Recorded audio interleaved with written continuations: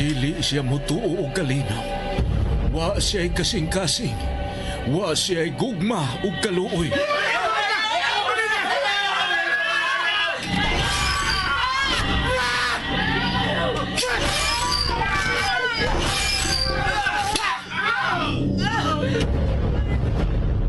Mataglihok mao ang kabangis ug katalagman. Gitina ang mga ngipon sa espisong dugo.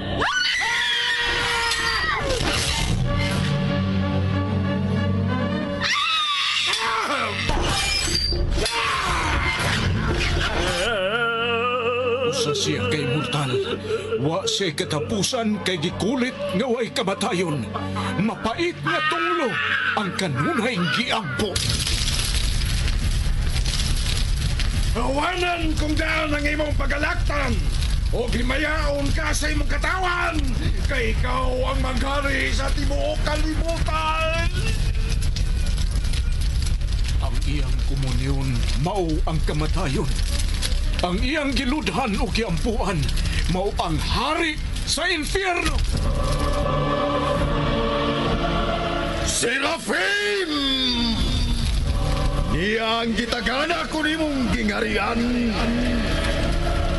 Buutan ka na kong alaga.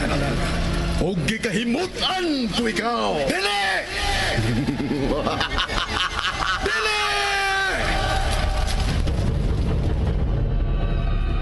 Serafim! Ang pagpaulipond, ang pagkamatngund, ang paglimod ug ang pagsubat. Nasayod ako sa imong gibuhat. Og nasayod usab ko nga gidungog kang buhi bisan tuod patay ka na.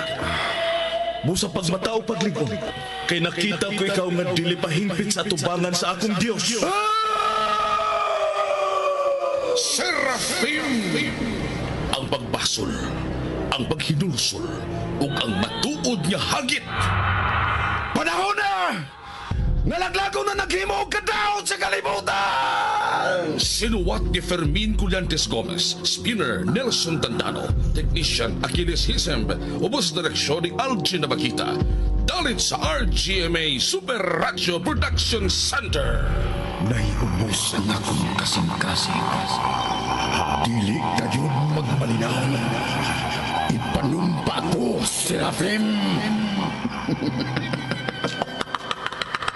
Og karon niya ang laing sumpay ning mas lahi nga sugilanon. Serafim.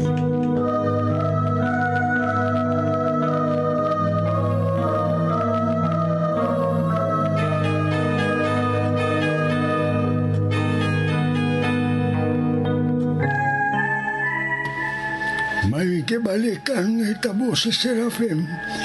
Pinaagi sayang pag-asoy nako. Apan mausab ang sitwasyon nila ni Lucirum ug Nikom. Punon sa gisgutan ni Serafim, mausab ang gisgutan ni Lucirum. Ang piniling hitabo sa kasaysayan sa pagtuo ug pagsalig sa langit ng Diyos.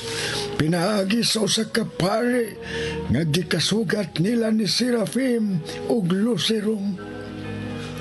Ang maong hitabo matud pa ni Serafim, mao'y mipaturok sa iyang kahadlok. Ang mortal nga tao nga mao si Serafim, mibati na og kahadlok sa iyang unang higayon, sa iyang pagka-immortal kaniadto sa maong panahon.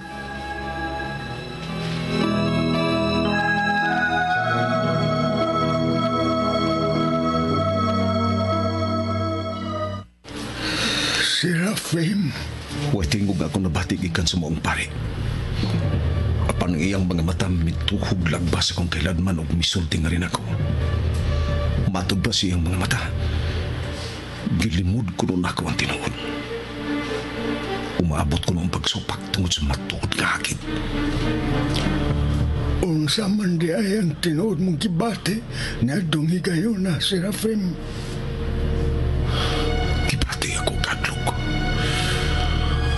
Mahibaw nga nung nadutlan na kong kadlok. Kapag doon nagigustong supakon. Doon nagigustong talikdan. Unsay buot mong ipasabot? Niadtong bata pa ang panahon ng kalibutan. Makita ko ang katahom ni Lucifer. Siya ang labing matahom nga akong nakita. Apan tungod niya itong mando ni Lucifer nga iyang gipaagi sa usa sa mga antikristo dinhi sa kalibutan nga mo'y mimando sa kasundaluhang aliman pinaagi sa pagkatao ni Adolf Hitler nga hutdong pagpamatay ang mga Hudiyo. Ako na lang namatunan nga inaning mihang ang kinatibuk-an kong kalag. Kunya inanay usab na kong nasihag ang palagway ni Lucifer. Inanay kining nag-usab gikan sa iyong katahom ngadto sa pagkalaksot. Milaksot kini o milaksot yun nga mo'y labing laksot sa tanang mga laksot. Tungod sa hitabo na itong ikaduhang kubat sa kalibutan. Niya itong kipakita sa usa ka pari nga mao si Maximilian Kolbe nga gisaksihan na mo mismo ni Lucirom dito sa Auschwitz, Poland. Misaksi ako sa labing dakong kaing kalainan sa tanang mga kalainan nga ako nasaksihan. Usa ka lahi di kaing hitabo sa pagpaubos o pagpailom o pag-antos batok sa kabangis nga iya sa mga yawanon. Ang pagpailom, ang pagpaubos o ang pag-antos sa mga Hudiyo pinaagi sa pari nga si Maximilian Kolbe. Nakapahilumdom na ko na itong anam-anam na sa iyang katumanan ng ikaduhang kasabutan.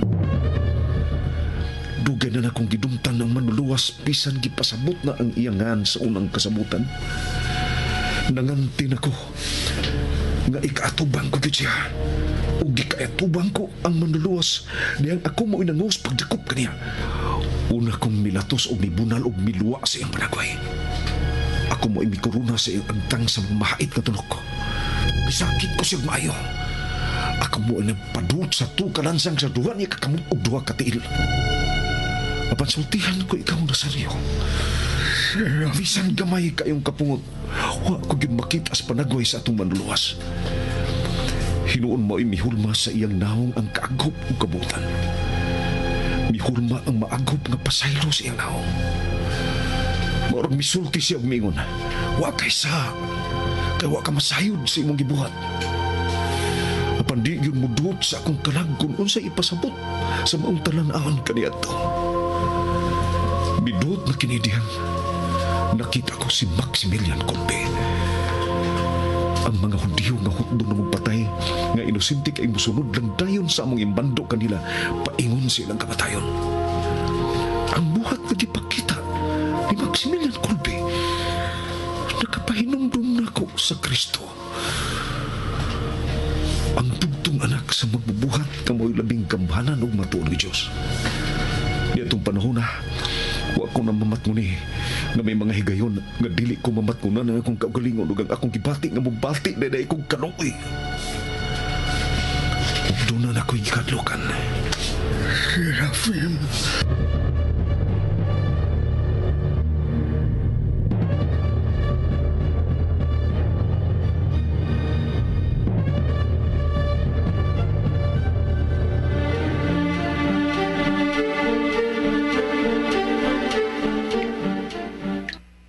Unsay namatkunan nimo ni Serafim Lucirom? Kanuna na siyang muragwa sa ikaw galingon at panahon.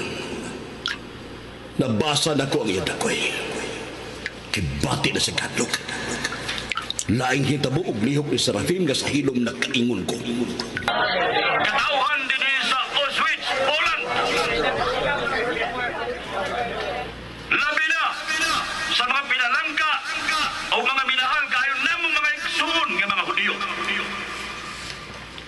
May isulti ka ninyo si Major General Serafim. Doon tayo ng megafon, Serafim. Oh. Serafim, asa ka? Serafim! Balik ka rin, Serafim! Ayaw pagbiya din eh! Serafim!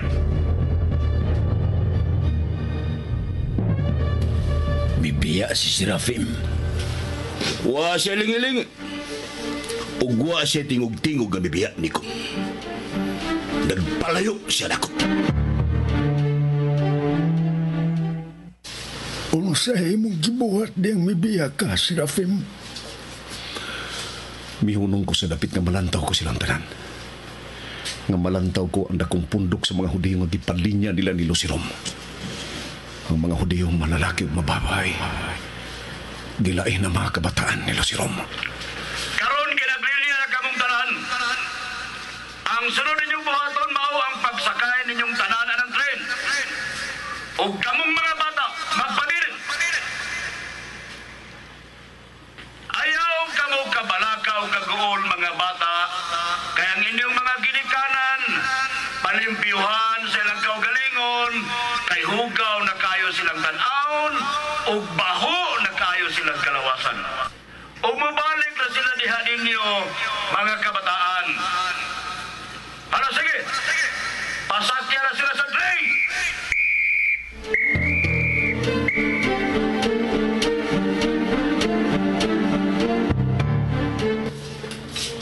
Bisakay ang mga Hudiyo sa train.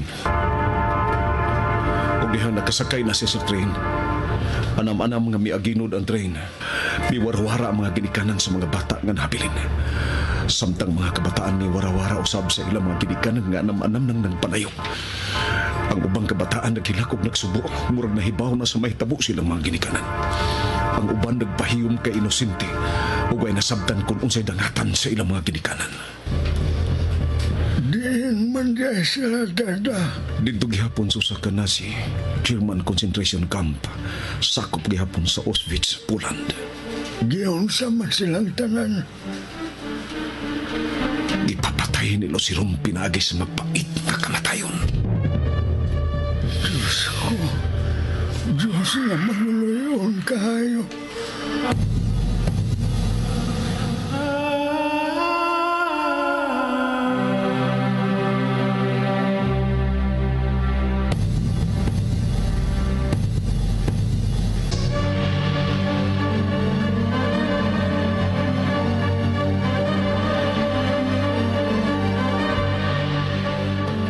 Unsa mang klaseha sa mapait nga kamatayon, Serafim. Nagsunod sila si Lucirom sa train. Ug sa pag-abot nila sa concentration camp, Mga minahal o pinalangga namong mga Hudiyo, hubua ang tanan ninyong kisulo. Ugsod kamo sa mga kaliguanan, aron maligo ug malimpyo ang inyong kalawasan.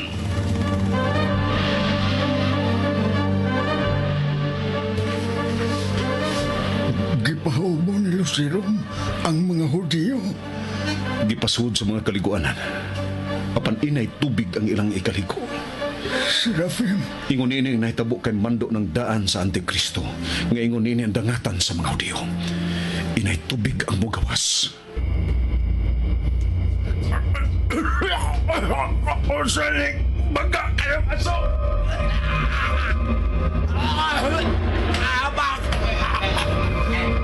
Makamatay nga aso migawas. Nga mao ang cyanide. Gustong manggawas sa mga Hudiyo panunsaon. Gitangkahan ng matagpultahan sa gawas. Magawas amin! Magawas amin!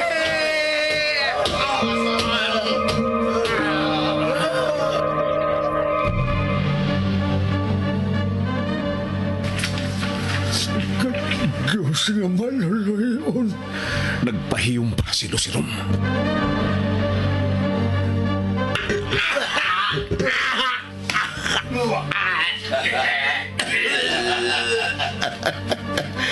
Nahurot na silang kamatay. Padaubi ang mga patay nilang lawas. Himuon silang mga abo, kay gagaw silang mga Hudiyo din sa kalibutan. O katong ilang mga anak, bisan magkinaunsa, Hudiyo gihapon katong tanang mga kabataan. Patyon gihapon silang tanan!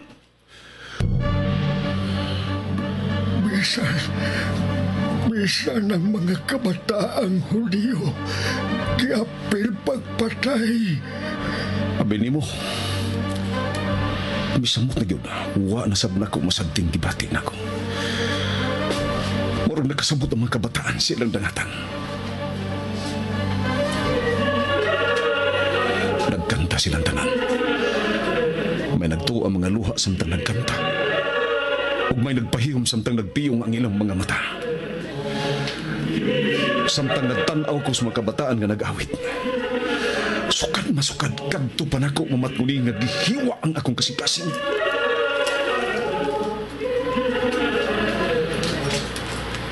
Guman silang awit sa kabataang Hudyo. Mibanos ang makabungol nga kahilom. O gibuak ang makabungol nga kahilom ngadto sa usa ka tiningob nga kamatayon.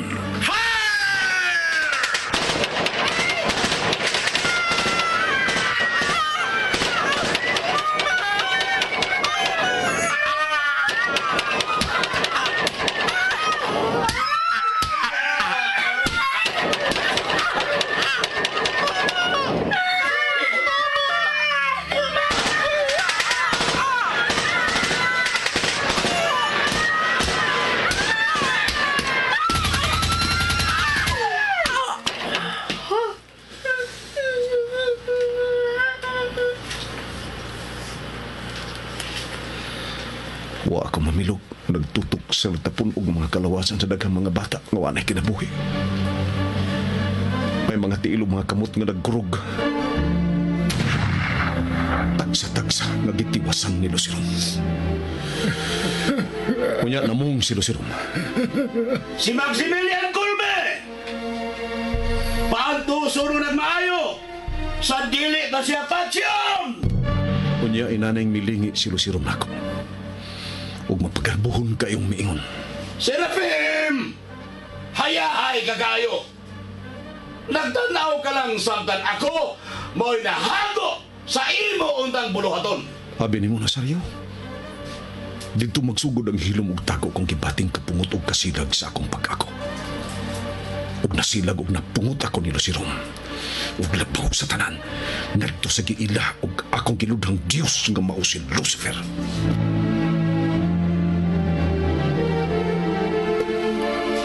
Unsay reaksyon ni Serafim? Diyang nakita niya ang imong kabangis ganto sa mga kawa sa impyerno. Anam nga mihait ang iyang tinanawan nga rin ako. Nagdaog pagdumot. Nagdaog bahad. Katong hitabuan niya itong panahonan ni Kum. Bao kato'y rason nga wa na lamii si Lucifer ni Serafim. Serafim. Mao ka basihan ni Lucifer. Nagkuha niya ang akong pagka-immortal. Mao ka hinungdan nga adonan ako'y kamatayon. O karon mga na ang panahon. Serafim. Nazario! Say mo layo! Serafim!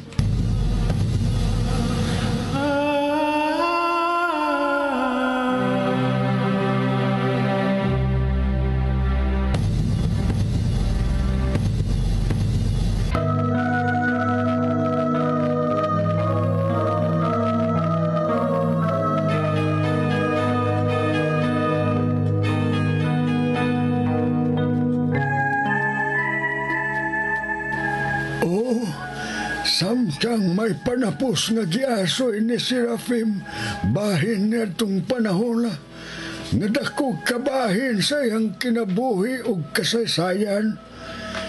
Gisuwat ko sab kini. Mao kadto'y pagliso kung unsay matuod sa iyang kasaysayan. Dili gyud ay siya alang sa impyerno. Alang gyud ay siya sa langit. Niadtong higayon na usab, milihok na yod ang mga sakop ni Luciron. Doon ti palihog ang dipila na likod kasumpay ning mas lahi nga sugilanon. Serafim, sugilanon ka sinulat ni Fermin Colliantes Gomez, Director Algid Amakita, Speaker Nelson Tantano, Recording Engineer Agnes Hesem, ug laing dalit kaninyo sa Soberano Production Center.